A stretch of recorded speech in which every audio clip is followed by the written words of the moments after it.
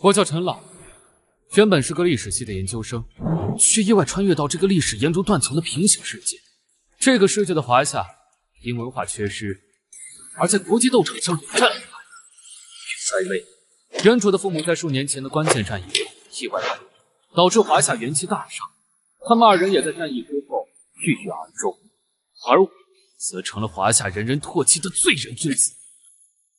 学校还真会开玩笑，居然让我跟一个罪人后代同台竞技。陈朗，选拔赛是为我华夏遴选栋梁，与樱花国做最终的对抗，赌上了整个国家的存亡。一个血脉里流淌着罪孽的人，有什么资格站在这里和我比？他确实不配。小溪，你怎么来了？别这么叫我，陈朗。今天当着所有人的面，我陈曦要和你断绝兄妹关系。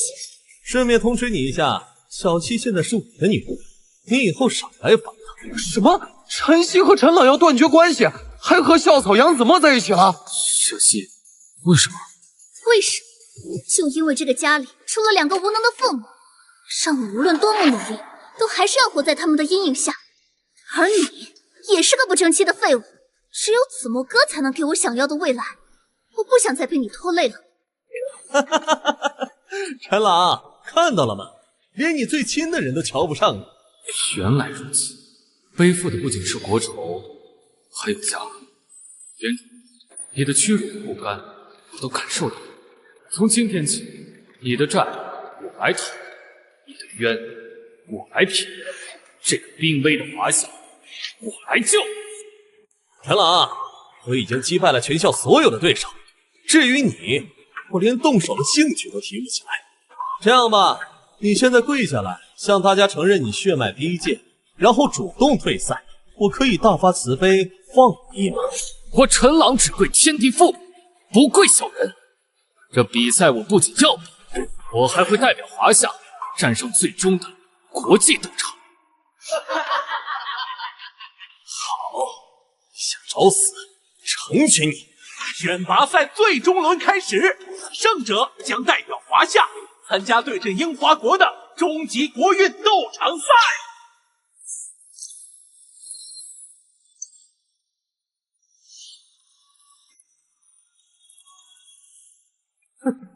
这还用选吗？强者为尊，自然是选中间这位上将潘凤。此乃无双猛将，力能撼山。至于另外两个无名之辈，也配与潘将军同列？子墨哥的选择从来都不会错，我果然没看错人。剩下一个卖绿豆的，一个白面书生，陈朗选哪个都是死路。华夏文脉竟衰微至此，堂堂武圣，万世可怜，却被视作无名小卒，而潘凤这里却成了他们眼中的强者，可笑可悲。凤眼残雷，面如重枣，这忠义千秋之下，我又怎会认错？汉寿亭侯武圣关云长，晚辈陈朗恭请关圣帝君显圣，助我华夏重振雄风。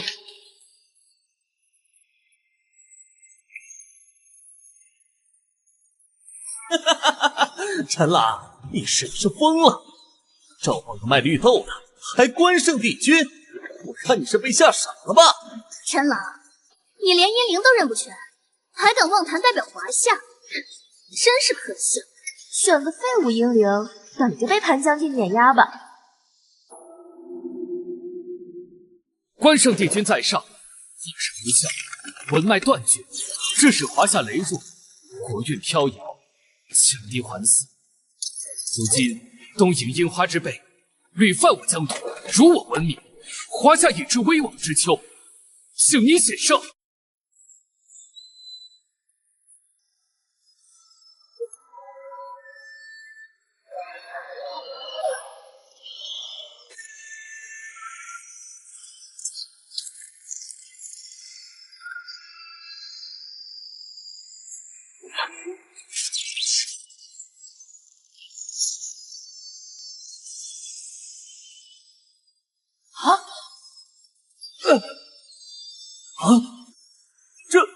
这是什么英灵？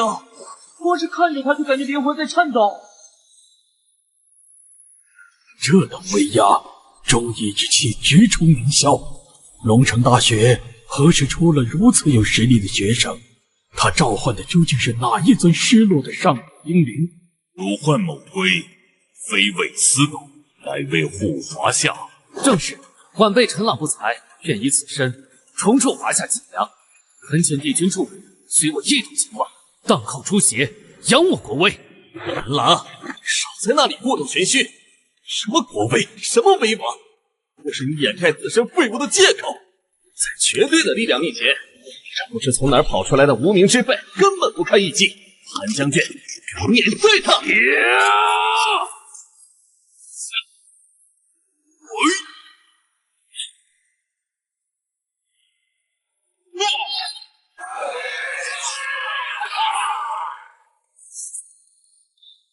啊！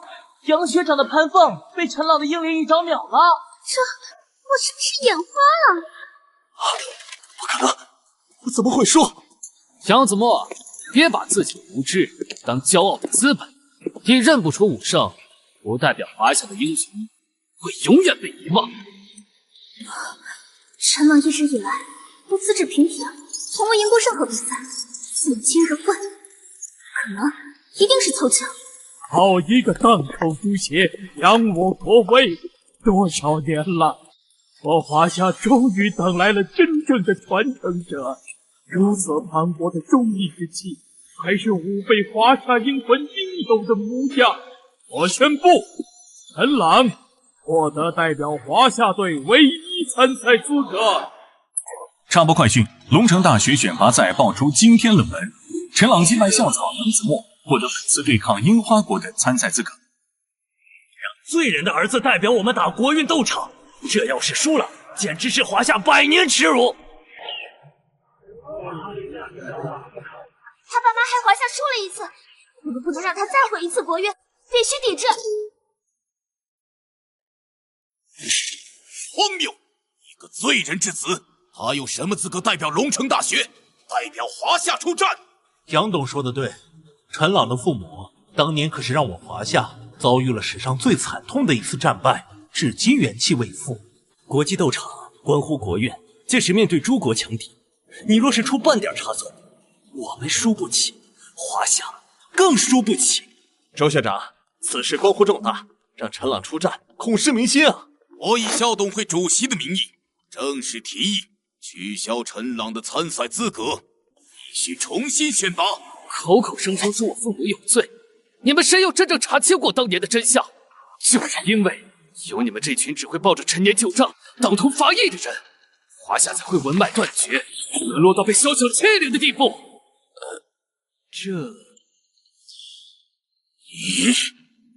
好了，你说他是蒙的，那你可知道他所召唤的是承载我华夏忠义脊梁的文成英灵武圣关羽。父辈之事尚未有定论，岂能轻易株连子辈？更何况我亲眼所见，此子心系坚韧，胸怀国家。今日我周怀安以校长之位和毕生清誉作保，支持陈朗代表华夏出征国运争霸赛，一切后果由我一人承担。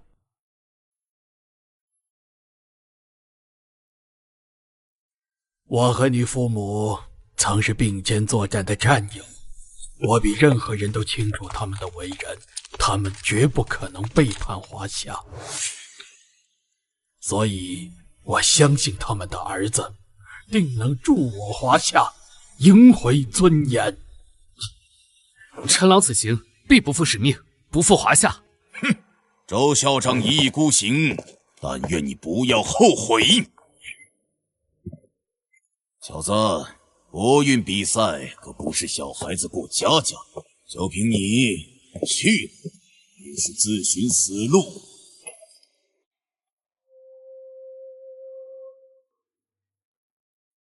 华夏国真无人，竟派一个罪人之子来送死，此举无异于自掘坟墓，真是天佑我樱花！家父高酋长当年能在斗场上击败他的父母，让他二人身败名裂。今日自然会让他输得更惨，彻底断绝华夏的希望。我还是输了，又输了，已经是第3个了。樱花国的英灵太强，我们根本挡不住啊！樱花国必胜！樱花国必胜！哼，华夏何必继续浪费大家的时间？不如尽早认输投降吧。华夏尚未正式出战，何谈认输？陈朗便是华夏本次的正选代表。是陈朗，那个罪人之子。派他下，华夏是要重蹈覆辙吗？高桥君，看来天黑之前我们就能拿下这场胜利了。你就是陈朗，是又怎样？听说你父母就是我父亲当年的手下败将，现在跪下来认输，我还能让你体面离场，免得像你父母一样输得那么难看。你的废话说完了。我父母从未求饶，战至最后一刻，而今日我不仅要赢你，还要替我父母、替华夏讨回公道。那就让我先灭了你，再踏平华夏。我会让你比那对废物父母输得还要惨。双方选手就位，于卷轴台选择本场出战英灵。比赛规则3局2胜，英灵溃散即判负。出来吧，佐木小次郎，这个不知天高地厚的罪人见识一下，什么才是真正的与强者的英灵。不愧是高桥斗士，看见了吗？这就是我们的差距。你父母当年连我父亲的一招都接不住，就你这种货色，准备在华夏的耻辱柱上再添一笔吧。真是欺人太甚！陈朗，你可千万不要让我们失望啊！华夏后辈陈朗再请汉寿亭侯恭请帝君献上诛邪。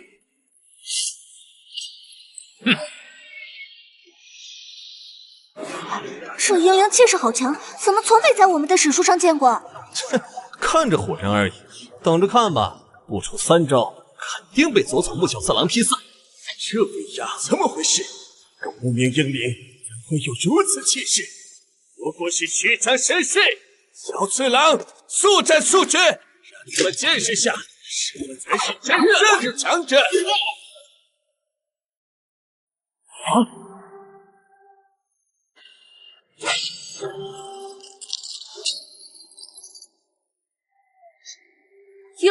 赢了！怎么会这样？一招，居然又是只用了1招。这是什么英灵？居然只凭1招就把我们的佐木小次郎打败了！华夏怎么可能赢我们？绝对是侥幸！这一局对比肯定是高桥大人大意了。陈冷凭什么能赢高桥一郎？他的天赋根本不如我，这不合理。小希，他不过是运气好，规则上一个英灵只能使用1次，下一局他不见得能召唤出更厉害的英灵。等他被高桥彻底击败，华夏就会后悔选这个废物当代表，到时候还不是得求着我上场？是啊，高桥一郎可是樱花国目前最强的觉醒者，连华夏最有经验的几位斗士都输得一败涂地，陈朗拿什么赢？陈朗，这一局不过是我一时大意，但你的好运到此为止了，不会再给你任何浑水摸鱼的机会。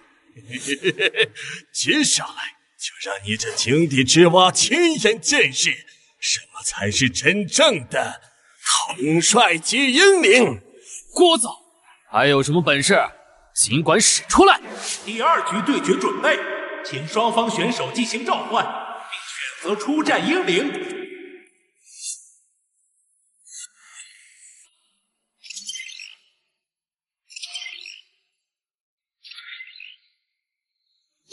这次召唤出的居然是统帅级英灵的卷轴，看到了吗？这才是我们樱花国的真正实力。3位幕府大将军，华夏拿什么抵挡？原来朝丰臣秀吉、德川家康，高桥一郎居然已经有如此强大的实力，可以将3位幕府开创者的英灵同时召唤出来。陈朗他这次还能赢下这一局吗？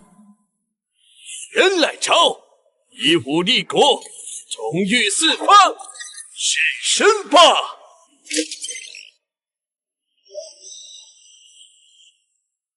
这个英灵居然还能召唤出一支军队，这还怎么打？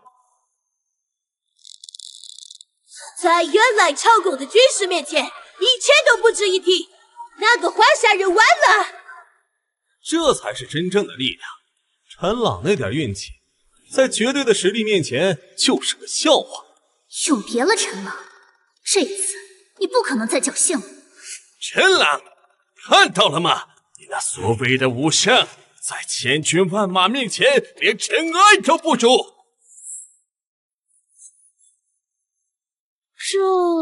这些英灵都是谁？完全没见过呀。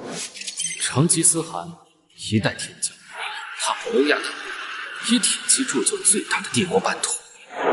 唐太宗李世民玄武定乾坤，贞观治天下，万国来朝，被尊为天可汗。是他！书同文，车同轨，统一六国，开创帝制，这才是真正的千古一帝。看前2卷气势都不错，最后1卷画的这么朴素，感觉比其他2个差远了。你果然只认识最弱的那个，看来你们华夏的历史断层比我想象的还要严重。废物就是废物，这次可没有关羽再来救你，等着被神威反噬，灰飞烟灭。陈朗，这些英灵我们从未见过，若念错名字，后果不堪设想，务必谨慎。华夏还是认输吧，免得待会儿死得难看。陈朗还在磨蹭，是怕不敢选吗？校长，我比任何人都清楚我在做什么。诸位只见一时霸业之威，之意天下为公，但今日便让尔等明镜，何为天下主谋，四害对业。华夏后辈陈朗恭请始皇帝嬴政。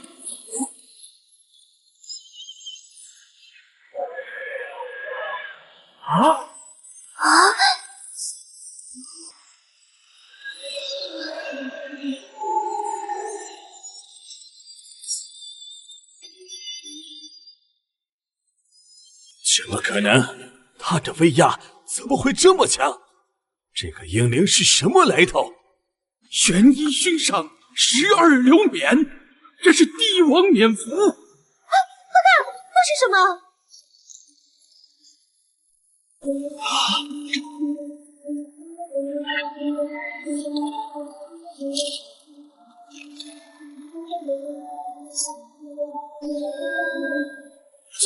这是什么军队？草原王律军队还要可怕！朕统六国，天下归一。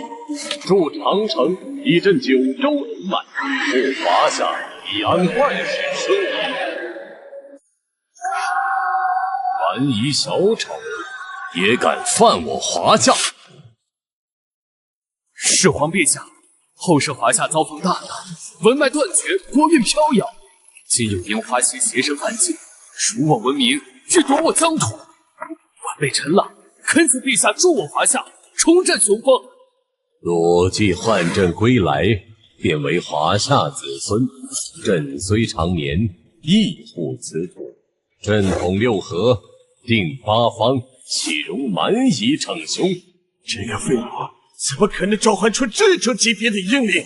这威压连父亲当年的英灵都远远不及。高桥君，此人虽召唤出未知英灵，但英灵之力重在驾驭。你深知原来朝贡之威能，他一个对李氏一知半解的毛头小子，岂能真正发挥出这等英灵的实力？对与英灵的配合默契，只有我才能让英灵发挥出最完全的实力。高桥家的荣耀，为了樱花国的未来，我绝对不能输！来朝，开镰仓死阵，让这无名英灵看看樱花国的军团之力！天哪！原来朝的军队怎么突然变强了这么多？啊！这是高桥催动了英灵全部潜力，还要拼命了！哼，这就是樱花国的底蕴。陈狼就算召唤出强英灵，配合不好也是白搭。朕的军阵比这蛮夷死阵早1000年。陈狼，你只需看着，朕如何让这死阵化为飞灰。我上！这死阵能让英灵威力提升3倍，陈老大真的能成功抵抗吗？给我灭了他们！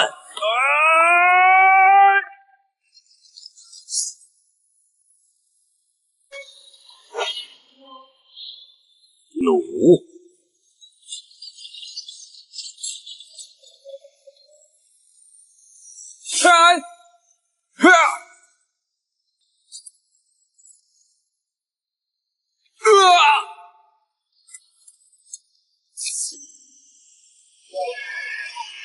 蛮夷剑运，当诛！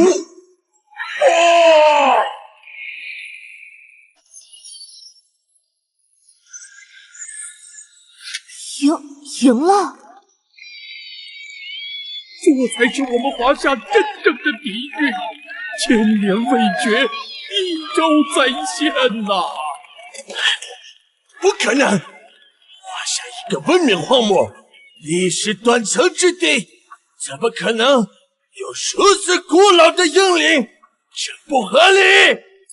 文武方略，诸位，我们华夏这片土地孕育过百家争鸣的智慧，建立过万国来朝的盛世，修筑过绵延万里的长城，开辟过连接世界的丝路。历史断层抹去的只是书卷上的文字，却抹不去流淌在我们血脉里的文化基因。国运积分实时更新，快看，华夏的国运条！本轮国运斗场结果判定，华夏胜，国运积分实时调整，华夏与樱花国并列世界第3。并列？只是一场比赛就追平了樱花国10多年的领先优势啊！精彩的一战，恭喜华夏。不过，国运之争从来不是一场定胜负的游戏。什么意思？并列第一，这种平衡太脆弱了。恒源大使，胜负不分。按照国际斗场公约，本轮赛事已经结束。公约第7条补充条款，若双方同意，可启动国运终局之战。国运终局？那是什么？规则很简单，双方各派1名代表召唤英灵，带着国运尽归胜者所有，且10年内不得再入斗场。国运全部归对方。不仅如此，战败国将承受国运清零的代价，资源萎缩，科技倒退，现在进化。简单说，会直接退回中世纪水平。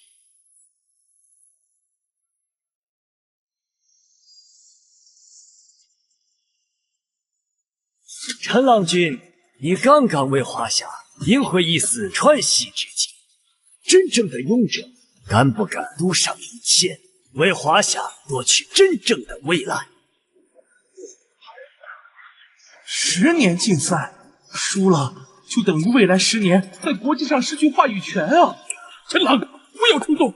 樱花果敢提出这种赌注，必有万全准备。一旦输了，华夏国运将倒退20年。陈朗不会真以为自己能一直靠运气赢吧？这次输了，你就是华夏千古罪人。我们樱花国还有一张从未亮出的底牌，陈朗君，你应不了。校长，我知道这赌注巨大，但他们想夺走我们的国运，让我们再次沦为附庸。我偏要让他们看看，华夏的脊梁从来不会弯。最终对决，接了。国际赛场如狼似虎，一旦露出丝毫疲软，等来的是我这群起而攻之的粉饰。华夏需要更大的胜利，才能让所有人都不敢再觊觎。年轻人有血性是好事，但拿整个华夏的国运去赌你一个人的意气用事，父母当年就差点毁了华夏。现在你又要拿华夏的未来去冒险吗？对，国家未来10年的命运压在一个刚觉醒不久、父母还有叛国前科的人身上，这合理吗？说的有道理，不能让他比，不能让一个罪人的孩子来决定华夏的命运。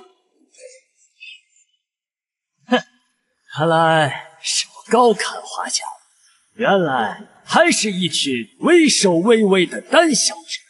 谁说我们不比？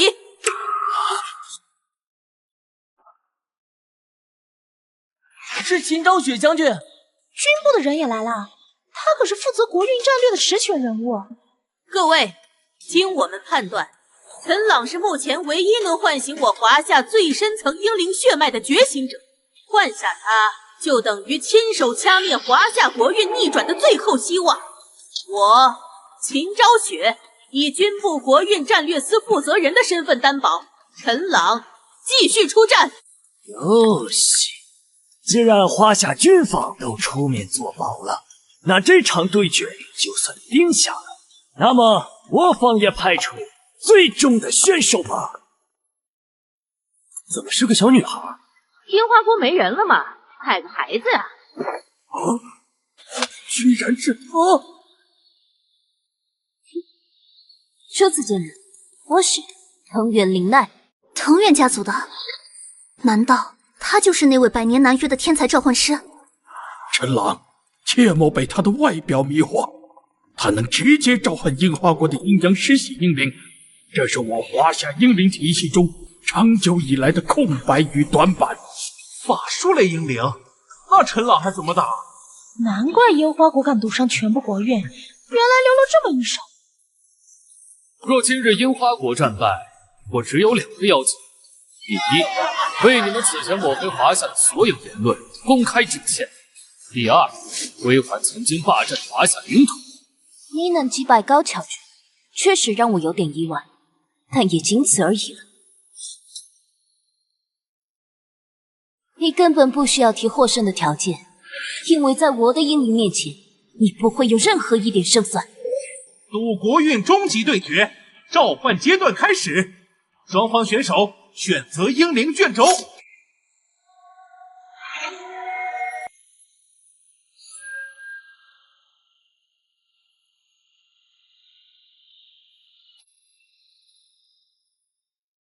樱花国后辈藤原绫奈，恭请鹤马宝仙大人显圣。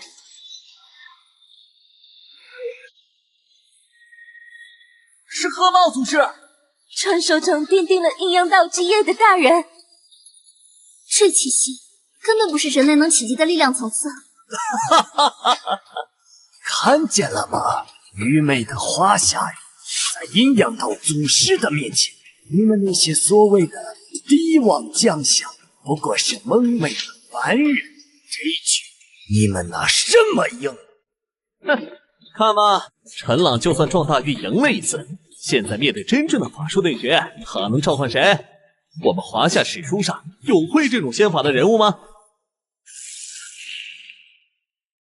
刘侯张良得皇室宫授书，是谋圣，通晓奇门遁甲，并加秘术，乃谋略与法术双修的奇才。太上老君，道教之高神，3清之一，乃大道化身，执掌八卦炉，练就兼得大道，其法蕴含天地之理，玄妙无穷。居然是9天玄女，上古女神，皇帝之师，我竟能触及这个层次的召唤，看来我对华夏文明的认知越完整，能召唤出的阴灵位格就越高。法术、阴阳，樱花国引以为傲的这些东西，不过是在千年之前渡海而来，从我华夏浩瀚文明中学走的一点皮毛。趁我病弱，便敢窃取名分，妄称起源。今日便让你们见识见识，何为法之源头，道之根本。选这个，谋圣张良，运筹帷幄，说不定能以智取胜。不，选太上老君，看那火焰符文，肯定是攻击法术，以攻对攻。这个女子画像，画面这么感觉没什么威力啊。陈郎、张良、太上老君，石册上有零星记载，或可一试。面对未知，人类总会恐惧。好好选吧，无论选哪个，结果都一样。上古茫茫，天道昭昭，弟子陈朗恭请九天玄女娘娘法驾降临。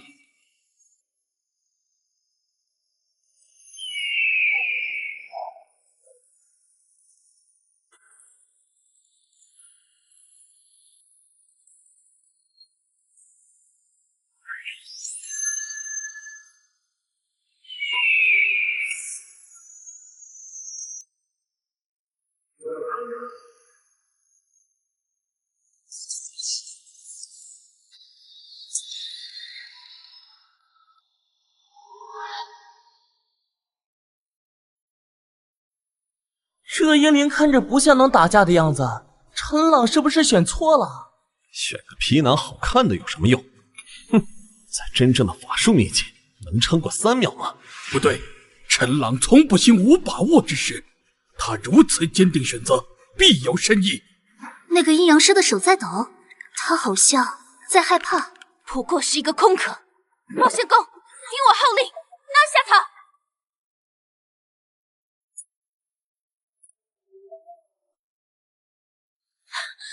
怎么可能？这是怎么回事？玄女娘娘在上，后世不孝，文明蒙尘，致使外邦窃我皮毛。今樱花国逞凶斗场，辱我华夏，晚辈斗胆，恭请娘娘显圣，正本清源。尔等所谓阴阳术，源自华夏隋唐道家典籍。当年遣唐使求学归国，偷学皮毛，篡改删减后，便妄称本土法术，实在可笑。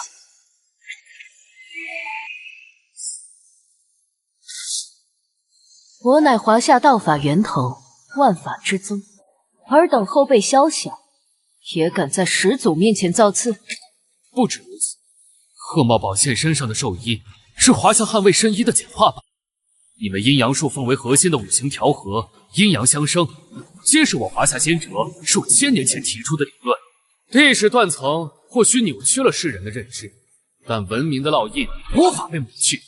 樱花国多年来吹嘘的文化底蕴，多半是来源于华夏文明，还反过来污蔑华夏窃取其文明，简直颠倒黑白。原来如此，樱花的文化是学我们的。他们一直吹嘘自己底蕴深厚，还反过来污蔑我们是学习者，无耻！这才是被掩埋的真相。不可能，这不是真的！阴阳术是我们樱花国的根本，怎么会是偷来的？樱花国英灵鹤茂宝剑溃散，第1局华夏胜。华夏居然不战而胜了！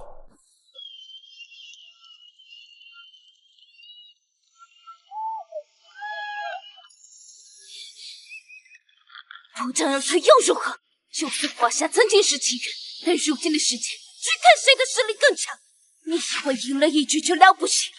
不过是仗着英灵的始祖威压，你已经用掉了最大的底盘，可我还没拿出真正的实力。国运终局战第2局准备，双方召唤者，请至召唤台。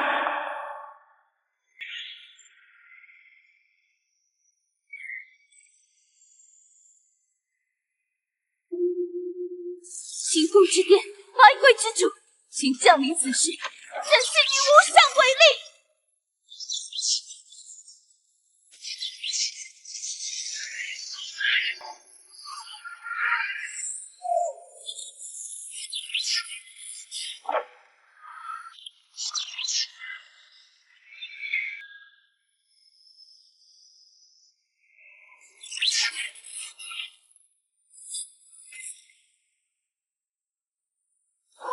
是清明大人。传说中能操控百鬼夜行的史上最强阴阳师。这一局绝对赢了，清明大人是无敌的。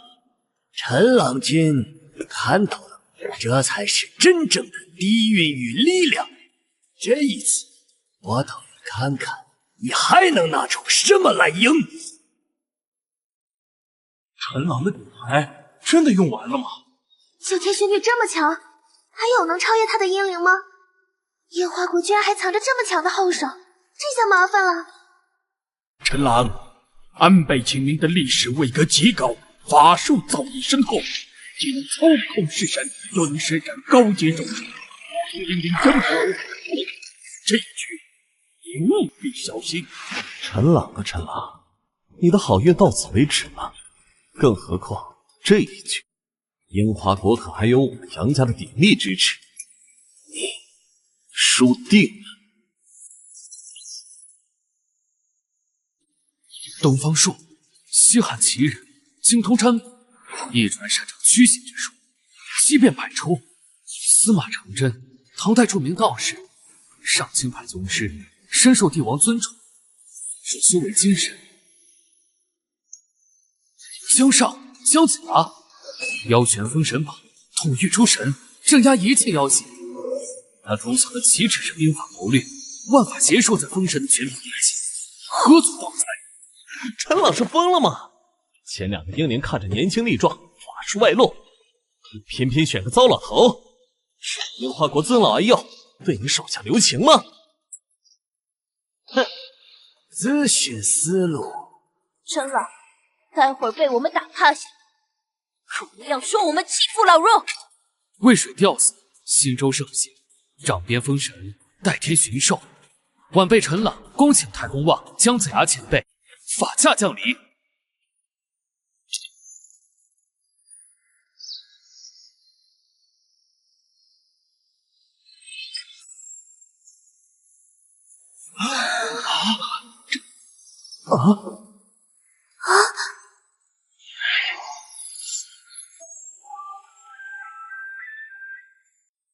尔等伎俩也敢在老夫面前班门弄斧？清明大人，不必留手。是神召来，百鬼夜行。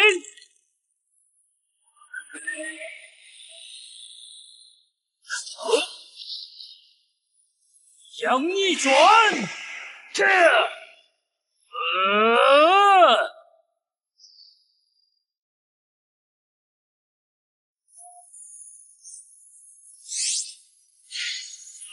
三，嘿，这去。果然，秦明大人一出手就压制了对面。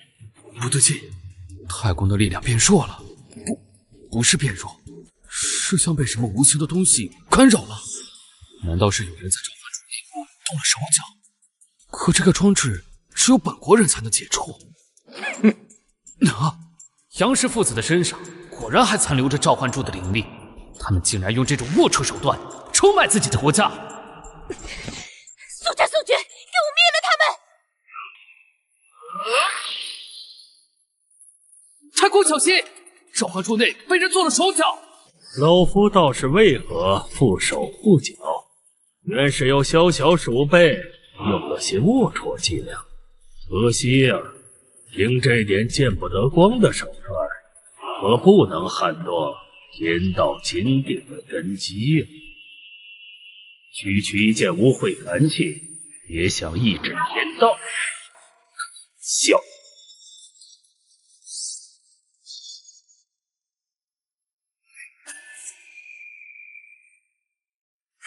起！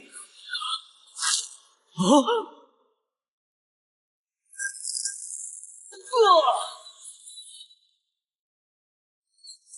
可能！我们明明一举，为什么还是打不过？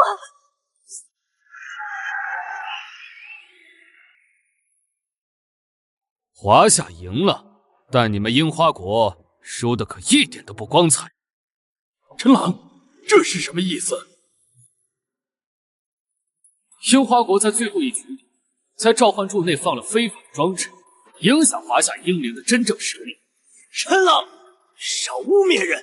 那个国家的召唤装置，只有本国人才能打开，我们怎么可能在里面做手脚？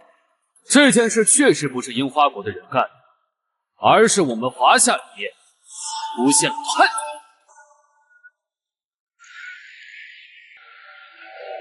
内奸！我们华夏竟然出了内奸！啊，陈郎，你的意思是？没错，内奸就是杨家父子杨雄和杨子墨。陈郎，少给我血口喷人！不是赢了比赛，就想借机铲除异己，忘了我之前对你的质疑吗？好恶毒的心思！诸位，我杨雄一生为华夏教育，为国运奔走，岂容此等污蔑！陈朗同学，之前我对你参赛资格提出异议，完全是出于对国运安危的慎重考虑。想不到你竟因此怀恨，将内奸这种罪名扣在我头上，未免太偏激了。对呀，杨家是名门，杨子墨是校草，他们为什么要这么做？可陈朗为什么要在这个时候污蔑他们？难道真和杨雄说的陈朗对他们怀恨在心，想要借机报复？够了，陈朗，你到底要胡闹到什么时候？子墨哥和杨伯伯是什么样的人，大家有目共睹。你别以为赢了比赛就可以无法无天，随意诬陷好人。你是不是就见不得我好，非要让我和你一样，永远背着罪人之子的名头，你才满意？小希，你永远只会看到你想看到的。我今天站在这里，不是为了和谁争一时义气，我要揭露的是真相。各位，陈郎指控之事关乎国运根本。当年陈氏夫妇决战，英灵召唤系统也曾出现相似情况。今日之局与当年情形的确可疑的相似，我建议必须彻查。巧合过多，便不是巧合。国运斗场设备安保等级极高，外邦绝难无声无息做手脚。若有内部接应，则另当别论。这是军方最新灵力痕迹检测仪，很快就可以追踪到是谁给召唤台动了手脚。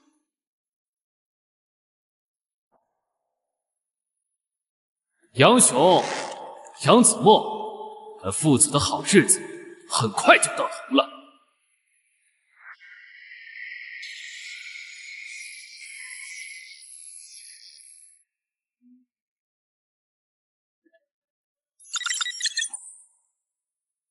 报告指挥官，比对结果确认，残留灵力与龙城大学学生杨子墨的匹配度高达99.8%。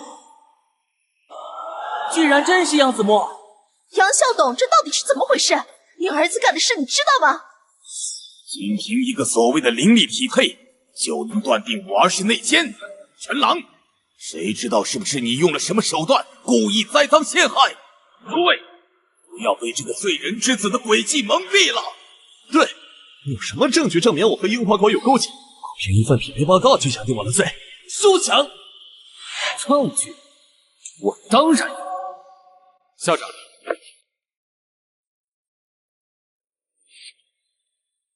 校长，之前我拜托您查的信息有下落了吗？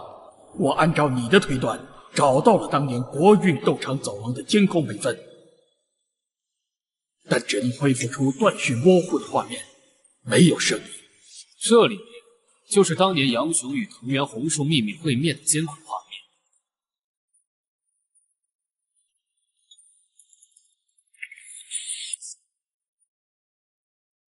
真的是杨雄和藤原红树。周校长，这能说明什么？这不过是我与藤原大师在走廊偶遇，寒暄了几句而已。您总不能凭借两个人在走廊站了一会儿，就断定我们在密谋吧？不错，回国难道要因为一段无声画面，就指控友邦使节进行不法勾当吗？不仅有违失事，更会严重损害两国邦交。秦指挥官，我听说龙族部队有最新的技术，包括损坏文件的音频修复系统。没错，对于涉及国运安危的重大物证，我军有最高权限和技术手段进行深度修复与鉴定。龙魂技术组，立刻对周校长提供的 U 盘进行音频还原。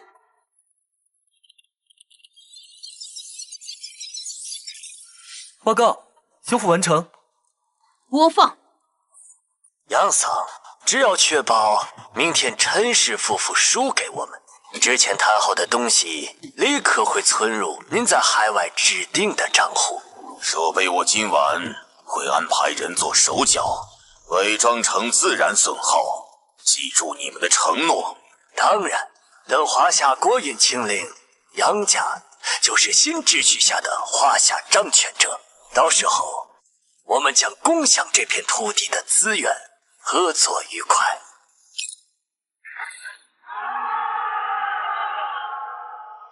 原来陈朗父母当年会输掉比赛，是杨雄在捣鬼。为了钱和权力，居然勾结樱花国出卖自己国家，叛徒、卖国贼！完了，全完了！杨雄，你还有什么话好说？我没有叛国，我是为了华夏的长远利益。当年陈朗父母的英灵召唤能力太强，已经威胁到国家权力平衡。我和樱花国合作是为了制衡他们。荒谬！陈朗父母当年为了守护华夏，浴血奋战，却被你陷害，含冤而死。你口口声声说为了华夏，却借着我父母的冤屈，一步步巩固杨家的权势。你所谓的长远利益，从来都只是你自己的私欲。杨雄，根据国际国运斗场公约和华夏刑法，冲敌叛国、危害国家利益，最高可判处终身监禁。你现在唯一的出路，就是坦白全部罪行，争取从轻处理。不说，我全说，这一切都是我做的，是我嫉妒陈朗父母的天赋和地位，他们的存在让杨家始终无法独占鳌头。当年是我操纵召唤台，导致他们失败。这些年，我一直给樱花国传递华夏英灵的召唤数据，弱点分析。我对不起华夏，对不起陈朗父母。陈氏夫妇，是我们错怪你们了。你们是真正的民族英雄，是我们被前人蒙蔽，让你们蒙冤这么多年。是啊，我们都错怪他们了。老友，你们的冤屈终于洗清了，华夏没有忘记你们的功绩。龙魂部队将杨雄、杨子墨拿下，依法押解回国接受审判。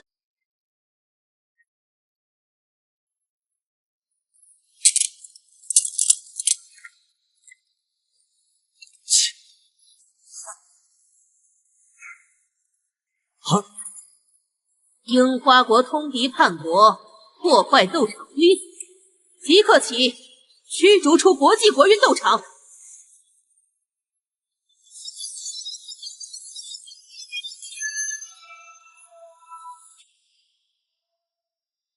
爸妈，我们的冤屈洗清，接下来我会继续守护这片土地。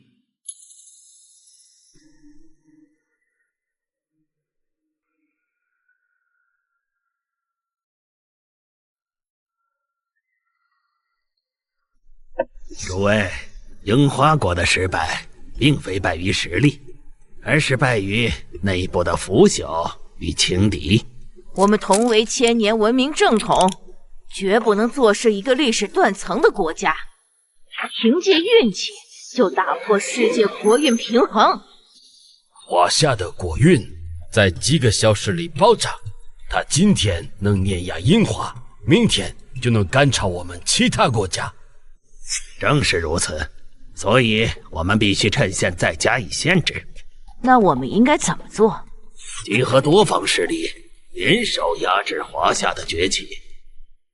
天竺同意，是时候让华夏看看真正的历史底蕴。我们也同意。我也同意，我也赞同。好，既然大家都赞成，我们立刻以联合形式向华夏国运战略司正式递交战书。报告指挥官，紧急国际通讯。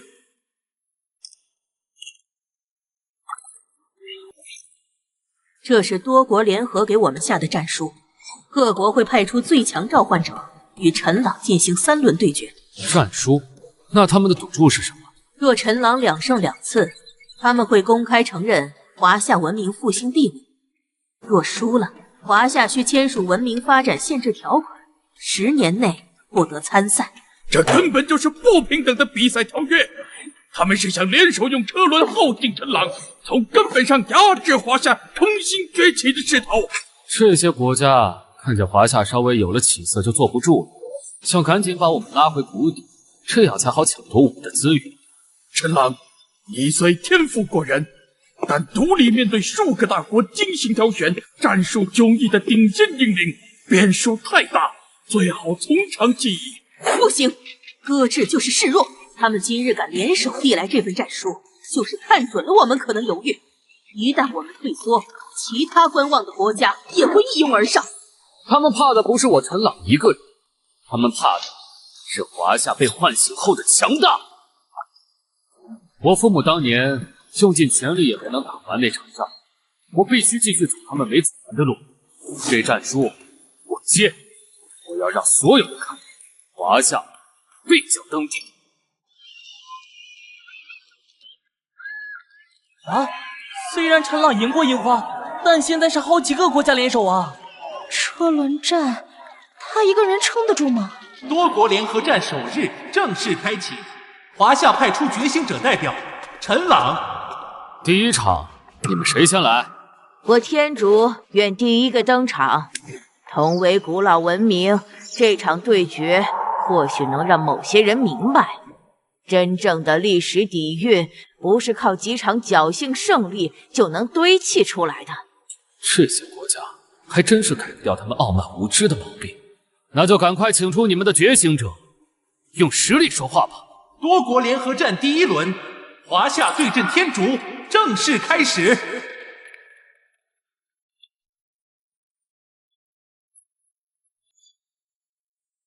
陈朗，你赢樱花不过是因为他们作弊轻敌，输了就是轻敌，赢了就是天佑。你们的话术倒是千年不变。你可知我天竺史诗中的英雄皆身负神性，他们的力量源自天启。你们的历史不过是凡俗尘埃，如何与承载神域的半神相提并论？太嚣张了！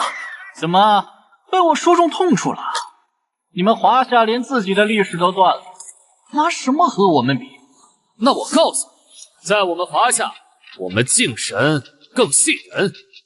我们的英雄从不是跪听神谕的仆人，他们是顶天立地，用双手开疆，用双脚丈量山河的人。今天就让你这明白，膝盖生根的民族不配评判挺直脊梁的文明。你会为你的狂妄付出惨痛的代价。这些国家一个个打着友好的旗号联手施压，无非是怕一个断了层的文明真能重新站起来。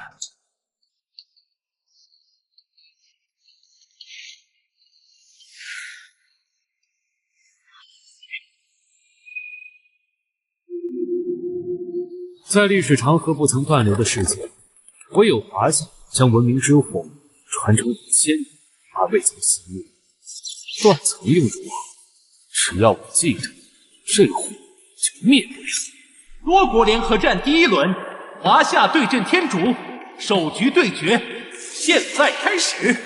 规则如下：双方依次进行英灵召唤与对决，3局2胜，请双方觉醒者选择英灵卷轴。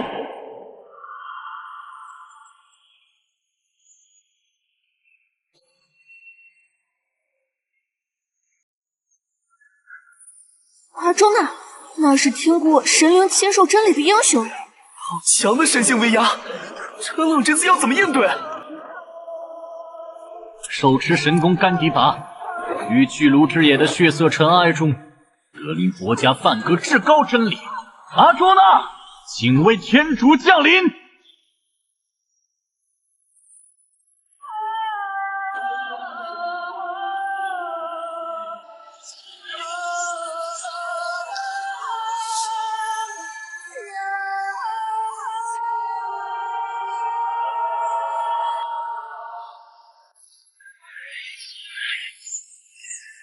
神迹，这是真正的神迹！这怎么打？感觉已经不是同一个层次的较量了。怎么，陈老，你们华夏的画卷上画的都是些什么凡夫俗子、田间老农吗？后羿射日神话，位格极高，几近创世修正。若论对神性，这是最好的选择。但是，这个世界的华夏历史断层严重，神话体系更是支离破碎，近乎沦为传说。召唤后羿这种上古神话人物，失败风险极高，即便侥幸成功，力量能降临几成，不可控因素太多。陈郎怎么还不选？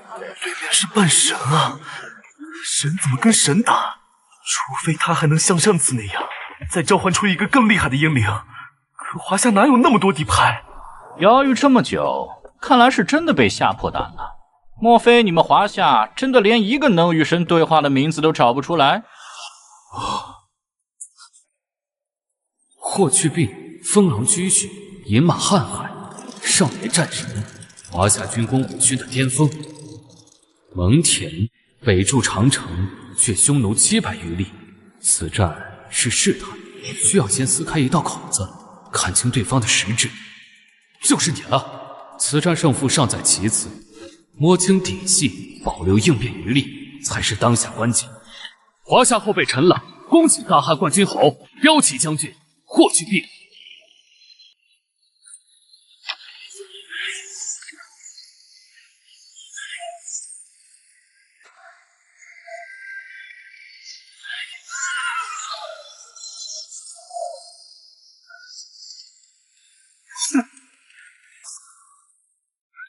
好帅！这就是我们的英灵吗？看看那眼神，太有气势了。皮相好有什么用？绣花神通，徒有其表。英灵召唤完毕，对决开始。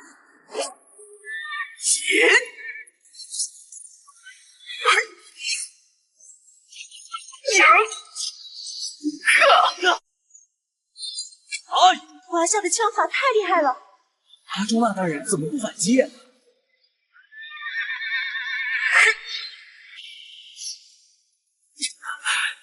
因果既定，凡力难为。第一局，天竺胜。上位无敌！哈，这就是差距。陈朗，凡人的勇武，在真正的神域因果法则面前，根本不堪一击。各位，我早就说过，华夏的获胜只是偶然。一旦面对我们这种有历史底蕴的国家，很快就会原形毕露。速战速决吧，陈朗，我等不及把你们华夏狠狠踩在脚下了。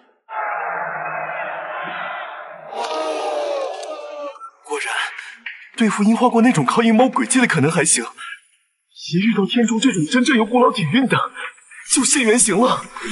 早就说了，华夏这样的国家和天竺根本不是一个层次。天竺文明有其特殊性，其历史、史诗与神话往往浑然一体。我们若继续只用纯粹的历史人杰应对，先天便吃亏。陈老，下一局必须改变策略。我们需要动用我们文明中同样具备神格的英灵。怎么样，陈朗？这就叫底蕴的差距，跟我们天竺没法比。听我一句劝，趁现在认输，体面点退场。听起来唬人，但本质和樱花国那套阴阳术的把戏有什么区别？过去病毒不是输在不够多，只要找到在华夏文化中具备同样属性的英灵，就能破局。多国联合战第1轮第2局召唤阶段开始，请双方选手选择英灵卷轴。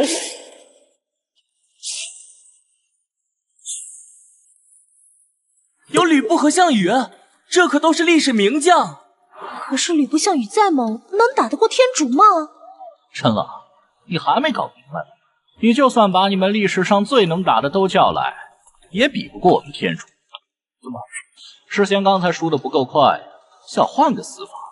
吕布、项羽都是凡人中的天花板，但他们很可能独挡过去并死者。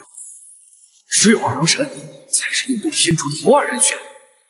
晚辈陈朗以华夏后裔之名，恭请二郎神君法驾降临。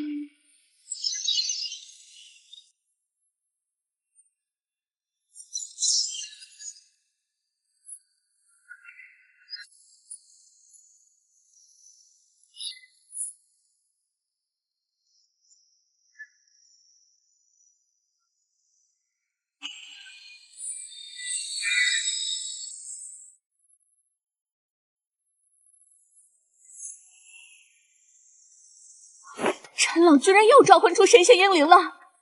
啊！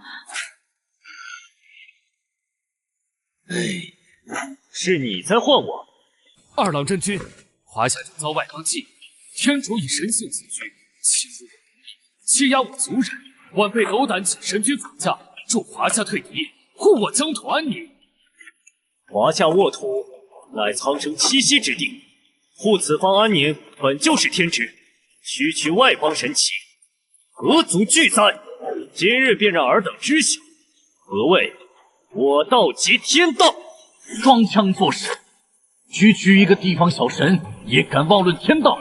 陈老，你们华夏人就只会这些自欺欺人的把戏吗？我要让你们亲眼见识什么是真正的至高神器，让你们这些井底之蛙看看什么才是至高的绝对神威。降临吧，面于再生之主师伯！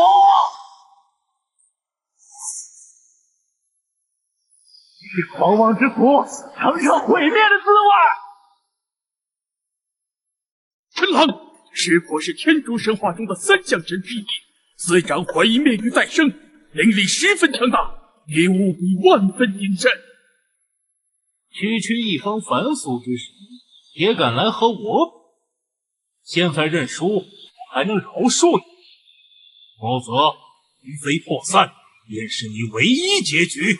可笑！尔等可知，我华夏英灵纵为神奇，亦多为守护苍生，平定祸乱而生。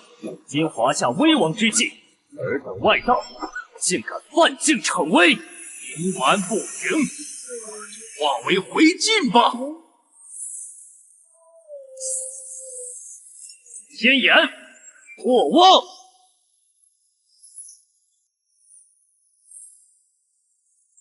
这位二郎神也太帅了，不愧是我们华夏的英灵。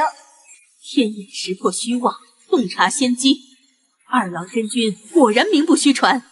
哼！般若波罗菩提萨哈阿弥陀佛。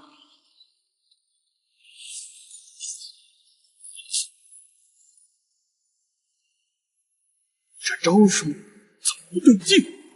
真君小心，符文里藏了7世灵力的瘴气。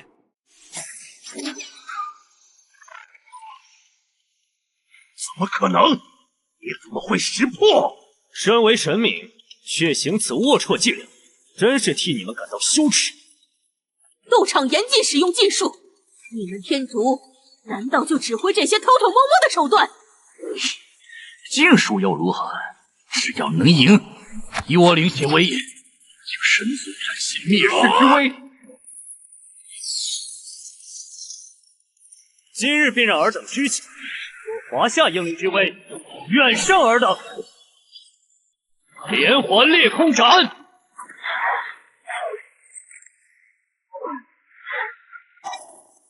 就是现在！先言，嗨！什么？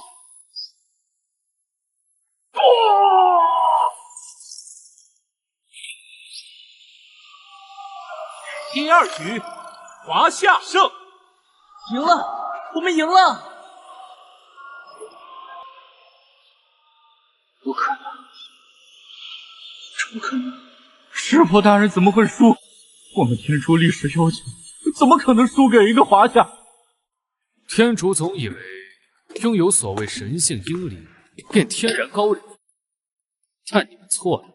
文明的真正底蕴，从不在于神性多寡。我华夏英灵无数，有运筹帷幄、定鼎天下的文臣谋士，有驰骋沙场、保家卫国的铁血武将，有开创学说、责备后世的先贤圣人，亦有显圣护国、聆听人间香火的真君神奇。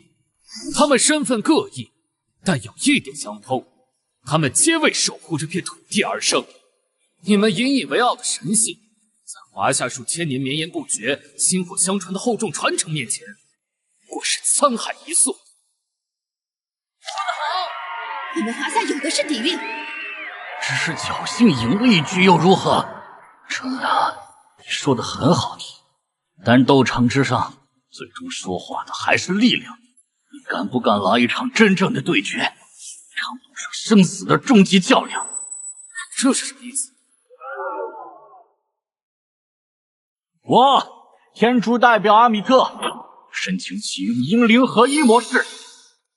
这是什么战斗模式啊？陈老，你以为靠你一个人华夏就能翻身？做梦！第三局我会让全世界都看清楚，谁才是真正的文明领袖。陈狼，这个战斗模式极其罕见，风险极高。觉醒者需以自身躯壳为容器，主动接纳英灵的灵力入体。所有战斗将由你亲自进行，你务必谨慎考虑。此模式一旦开启，直至一方彻底倒下，无法单方面终止。一旦你体力不支，或承受不住英灵灵力冲击，轻则沦为废人，重则当场丧失性命。这种打斗形式是不是太残暴了？天竺这输红眼了，斗这么大。怎么这就害怕不敢接了？还是说你们华夏从来只敢在嘴上承认？华夏从无不可接的人。你们想以生死定胜负，那我也奉为到底。英灵合一模式确认启动，最终局规则变更，双方召唤者请召唤本局出战英灵，英灵将以虚影形态与召唤者互灵，其核心力量将加持于召唤者之身。天竺后裔之名，至高创世之神梵天。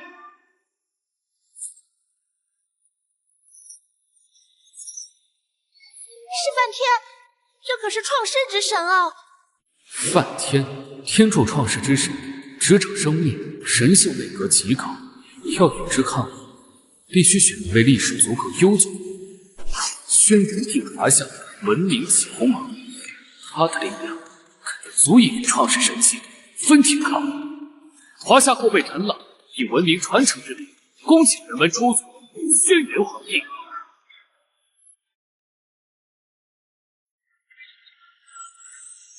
后世子孙，文明蒙尘，外邦欺我，无人也。晚辈陈朗恭请始祖显圣，护华夏文脉不绝。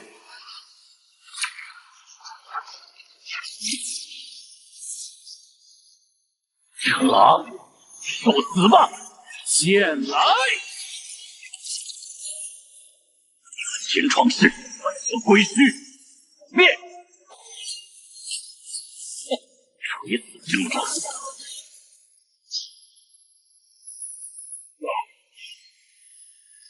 烈天斩！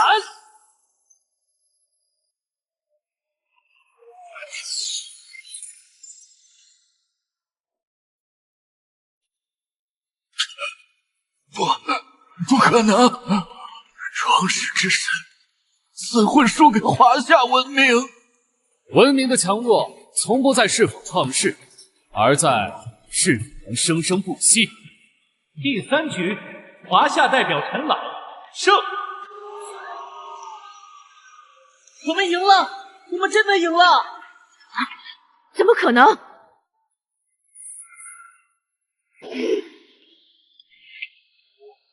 天柱总以为神性至高，却忘了文明的真谛是传承与守护。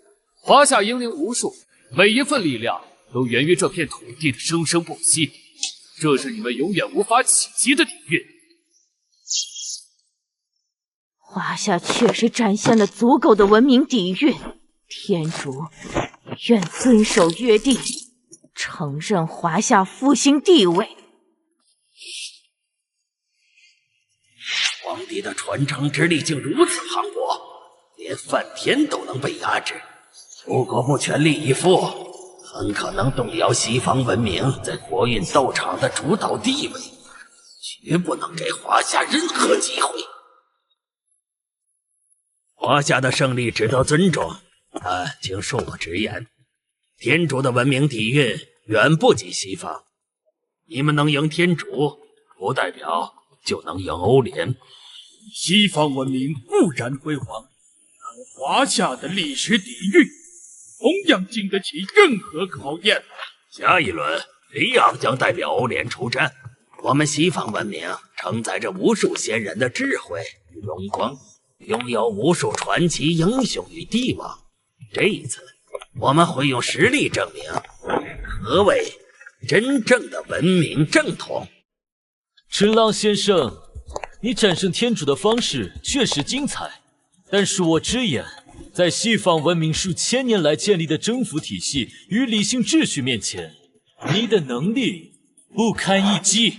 这场比赛对我而言，早已超越个人胜负。欧联是目前国运排名最高的，只要打赢这一战，华夏就能登顶，我们就有机会找回那些断裂的文明记忆，重新拼凑起完整的华夏史。所以这一战，我必须赢。鉴于上一局已经开启了英灵合一，欧联提议本轮对决沿用此模式。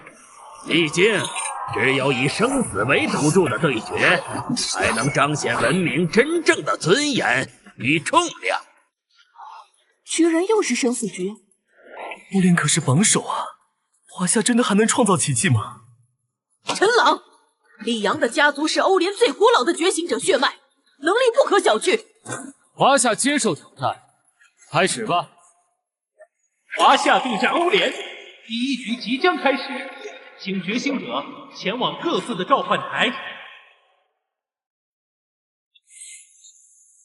恭请马其顿之王亚历山大大帝！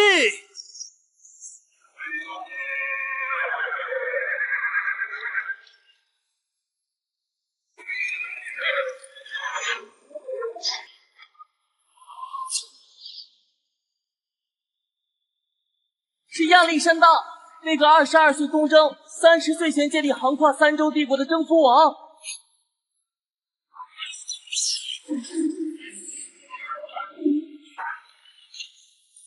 以政府之治，恕我之魂。华夏的传承者，在帝国的铁蹄与文明的荣光面前，你能拿出什么？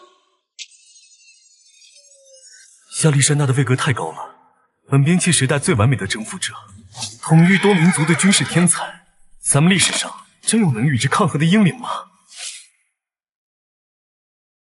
秦指挥官，我是个现实主义者。亚历山大的历史地位是2000年时间沉淀出的共识。贵国的年轻代表会不会已经到极限了？我们相信陈朗，他对华夏文明的理解深度非同一般。看清楚了，这才是帝国应有的姿态。我们的体旗踏过无数大陆，血方阵所至，万邦臣服。哼，而你们华夏的帝王不过是固守一方的懦夫。亚历山大确实是不世出的征服者，但若论天下共主的格局，有了，那便让他见识何为不靠铁蹄而靠文明小精灵赢取的真正盛世。你说华夏帝王固守一方，那你可知有一人能让他国王子万里求学于长安，让樱花遣唐使九死一生，只为朝圣。他所开创的是万国遣使来朝，各族共尊一主的文明盛世。恭请天可汗、唐太宗、李世民。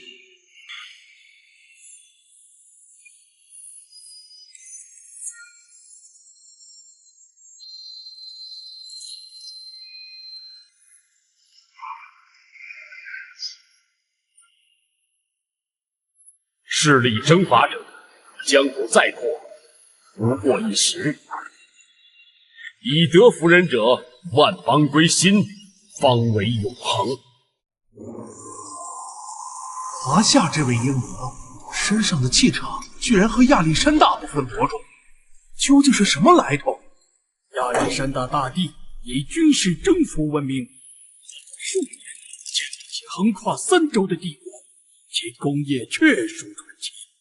然而，唐太宗李世民的伟大远不止于疆场。他少年平定乱世，武功赫赫，但更难得的是，他治下的贞观之治，开创了华夏罕见的清明盛世。说的再花哨又有什么用？在斗场上，唯有力量永恒。我的亚历山大征服的是看得见的土地与邦国，你的帝王又能如何？你错了，李世民被尊为天可汗，并非只因铁蹄强盛，更在于他海纳百川的胸襟。他推行开明的民族政策，他开放国门，致使丝绸之路空前繁荣。他的帝国是征服与教化的土地，这才是真正的天下共主之姿。荒谬！在亚历山大的铁蹄与长矛面前，一切都不值一提。我绝不会输！第一局对决正式开始。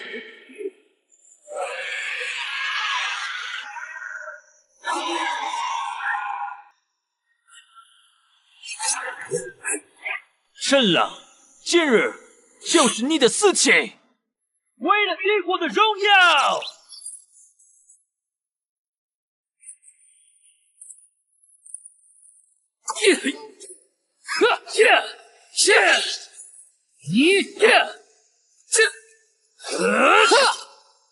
看陈朗的步伐，好玄妙。李昂的攻击完全被看穿了，看来还是华夏英灵的能力更胜一筹。够了，游戏该结束了。远征之次4海之内，莫非王土。天可汗剑定胜。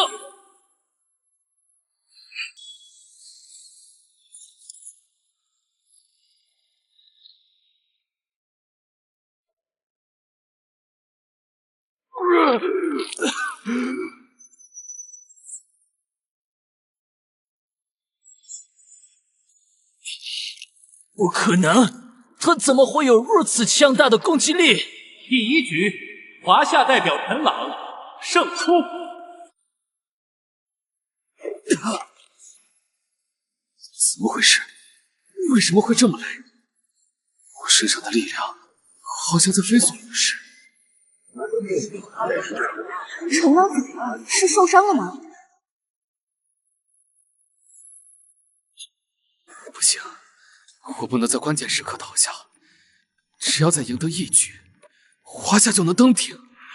不对，这绝不是简单的体力统治。英灵合一对独立支撑者而言，自身灵力负值太大了。他已经连续比了好几场。那要怎么样才能帮他恢复？普通的药剂对陈朗已经没用了。如果要继续让他参赛，必须有直系亲属给他输送灵力，才能让他恢复状态。看来华夏的好运气到此为止了。陈朗若无至亲灵力的帮助，应该是无法继续参赛了。按照国际规定，选手因为自身情况退赛，直接判定代表国家失败。陈朗同学，据我所知，你的父母早亡，而唯一的血亲妹妹也已经与你断绝关系。看来这场比赛注定是我们欧联赢了。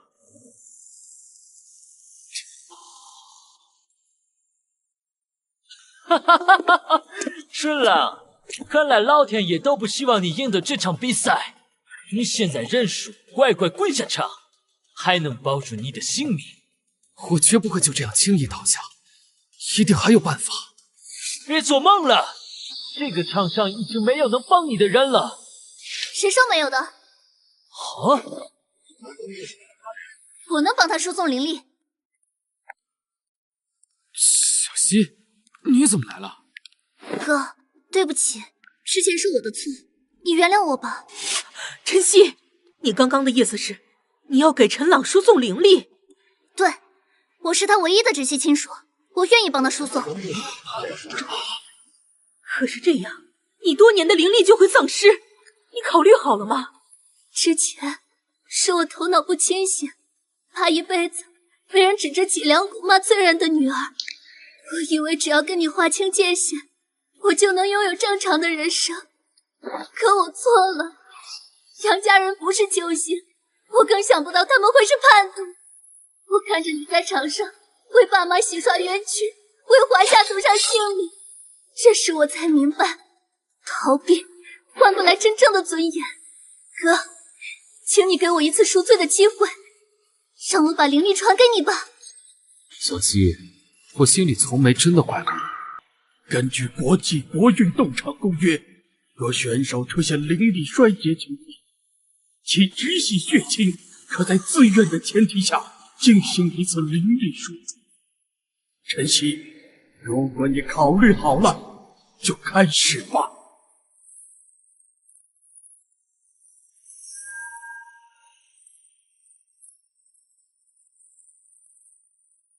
陈朗的灵力恢复了。垂死挣扎罢了。林阳，下一局必须全力以赴，华夏绝不能有翻身的机会。废物就算灌再多灵力，也还是废物。陈朗，现在认输，蹲下擂台，至少你还能活着走出去。认输？华夏训练从没有教我们临阵脱逃。你们西方人永远无法理解何为知其不可为而为之的规律，何为虽千万人吾往也决绝。你的精神远比你们想象的要强大得多。哼，好，很好。第一局算你侥幸，这一局绝无可能活着走出这座斗场。第二局正式开始。陈朗，西方文明真正的伟大，在于我们永不满足的开拓精神。我们该运用勇气撕裂未知的海洋。你们华夏人绝对没有这样的胆识和能力。开启全新纪元，为人类文明叩开新世界大门的先驱，恭请克里斯托弗·哥伦布。看啊，那是圣马利亚号，这才是开拓新世界的先驱。以开拓之势称先驱之魂，呵！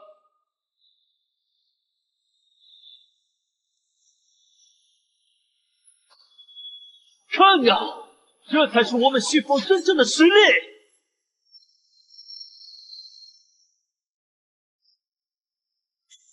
这一局，华夏绝无胜算。我们历史上真的有能和哥伦布相提并论的英灵吗？东方文明是典型的大陆文明，海洋开拓可不是他们擅长的。你说开拓世界，用勇气撕裂海洋，和你的先驱撕裂的不仅是海洋的阻隔，更是无数原住民家园的宁静与生命的尊严。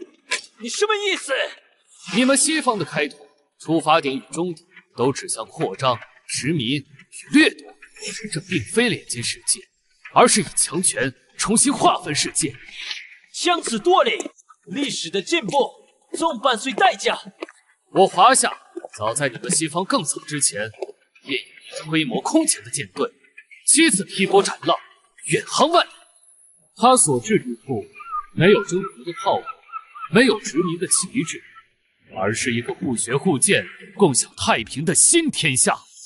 哈哈哈哈哈！如此愚蠢的远航，怎么可能存在？东方宝船的传说，确实有人提及过。难道这些传言并非空穴来风？以玄黄为证，以星矢为辅，恭请大明正史正和。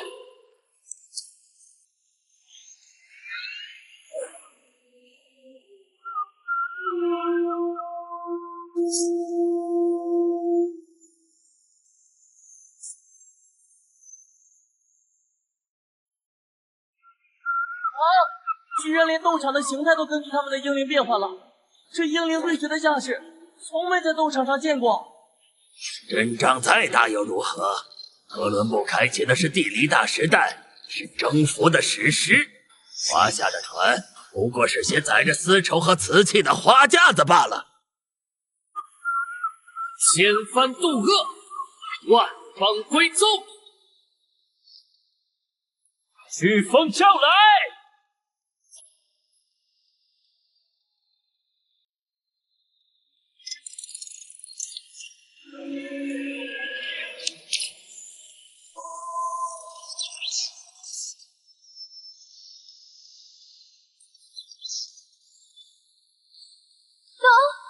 挡住了！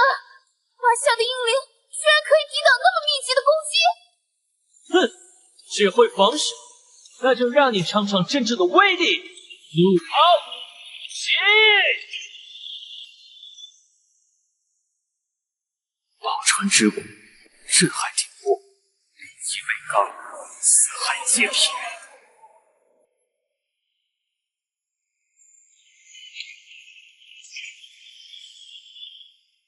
不可能！你们的远航带来掠夺与苦难，我们的远航馈赠以文明与友谊。今日让你好好见识一下，就算不用武器，亦能让人心归附，令万方敬佩。给我开火！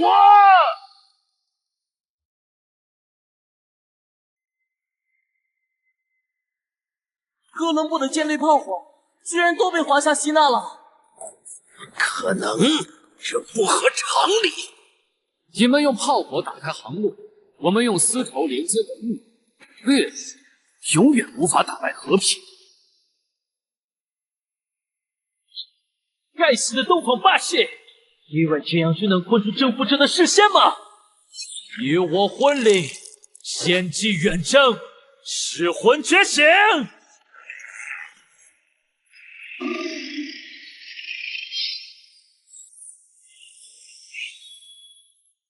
火劫之矛，无人可挡。华夏，你输定了！四海皆有邦，天堑化通途，航路开！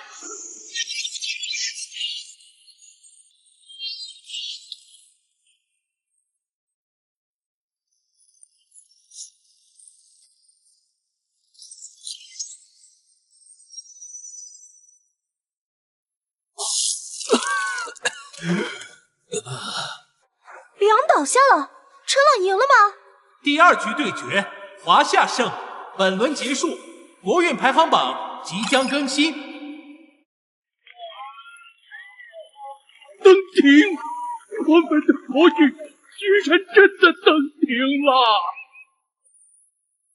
强者理应受尊重。金字塔国承认华夏的国运地位。我们也认可华夏的地位。我承认我的傲慢与无知。欧联正式承认华夏文明，当为当今世界文明之巅。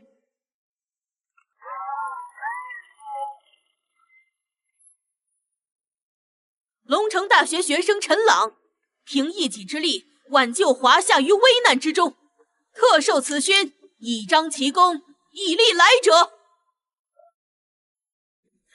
这份荣耀不属于我一个人，它属于千万华夏英烈，属于在历史断层中仍苦苦寻觅文明根脉的每一代先人。胜利不是终点，登顶只是开始。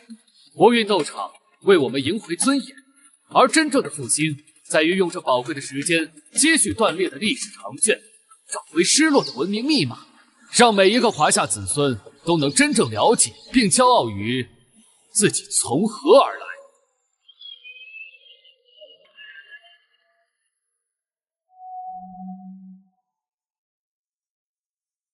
文明复兴学院今日挂牌成立，陈朗担任名誉院长。首批基于历史考据的教材已发放，全国掀起了学习历史、探寻文明的热潮。个人冤屈已许，国家的尊严已立，而文明传承的火炬才刚刚举起，属于华夏的故事将在新的历史舞基上续写更加辉煌的篇章。